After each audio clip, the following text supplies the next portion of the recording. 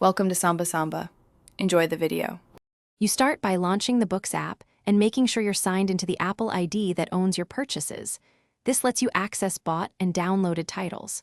Once done, enable iCloud for Books so your library, bookmarks, and reading progress sync across devices.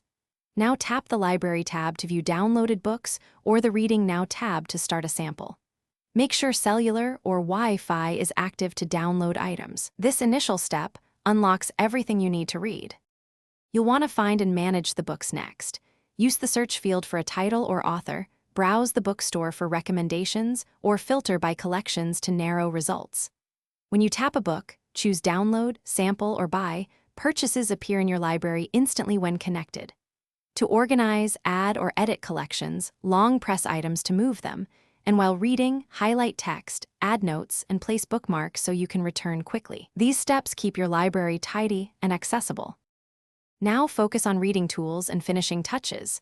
Open a book and tap the text area to reveal the reader menu. Change font, size, background color, and enable night mode to improve comfort. Use the table of contents or search inside the book to jump to sections, and turn on Read Aloud if you prefer audio.